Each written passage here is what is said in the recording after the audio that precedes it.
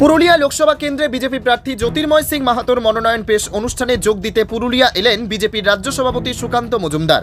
শনিবার সকাল 10:30টায় তার হেলিকপ্টার ল্যান্ড করে পুরুলিয়া সৈনিক স্কুলে। সেখানে তাকে স্বাগত জানাতে উপস্থিত ছিলেন বিজেপি প্রার্থী জ্যোতির্ময় সিং মাহাতো সহ বিজেপির জেলা নেতৃত্ব। এরপরে তিনি মনোনয়ন মিছিলে যোগ দেবেন।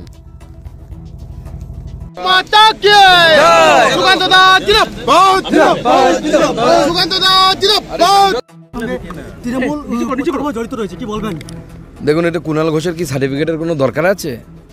কোর্ট বলছে তৃণমূল জড়িত আছে। এসএসসির যে অধিকর্তা সে এতদিন তিনি বলে আসছিলেন যে যোগ্য অযোগ্য আলাদা করা সম্ভব নয়।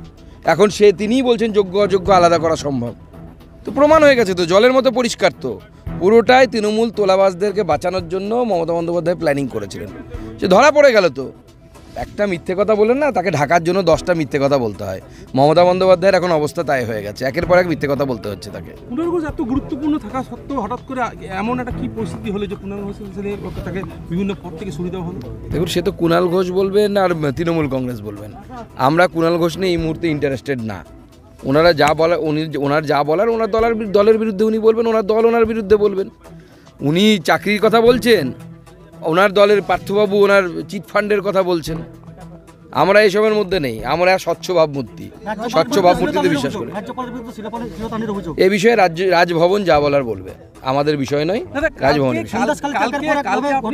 পান্তা ভাত খেলেন দিলীপ ঘোষের সঙ্গে, এই যে একটা কথা বলা হচ্ছিল যে দিলীপ ঘোষের সাথে আপনাদের সম্পর্কটা খুব একটা মধুর নয়, কিন্তু কালকে যেভাবে আপনার দেখা গেল রীতিমতো দুজনে বন্ধু বসে একদম, এটা মিডিয়ার প্রোপাগান্ডা। আমরা দিলীপ ঘোষকে দেখেই তো রাজনীতিতে এসেছি।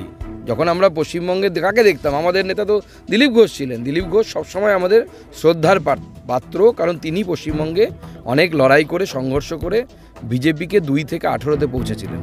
এ বিষয়ে তো অস্বীকার করার জায়গা নেই। এবং দিলীপ ঘোষ সবসময় বাংলার বিজেপির কর্মীদের শ্রদ্ধার জায়গায় থাকবেন, এটা সবসময় মাথায় রাখবেন। এটা মিডিয়া মাঝে মাঝে প্রোপাগান্ডা করার তৈরি করে। 19 সালে কে টিকিট দিয়েছিল আমাকে? দিলীপ ঘোষ টিকিট দিয়েছিলেন। তার পরবর্তী যে দায়িত্ব পেয়েছিলাম আমি, পার্টির যে বিভিন্ন দায়িত্ব কে দিয়েছিলেন? আমার তৎকালীন রাজ্য সভাপতি দিয়েছিলেন। এবং শুধু দিলীপ ঘোষ নয়, দিলীপ ঘোষের আগে রাহুলদা আমাদের রাজ্য সভাপতি ছিলেন, তার সাথেও আমাদের মধুর সম্পর্ক।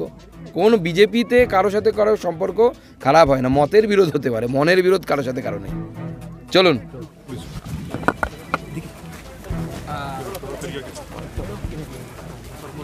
কটা থেকে বেরোবো আমরা নমিনেশন করতে? রেডি হলে আমি রেডি, আমি সবসময় রেডি।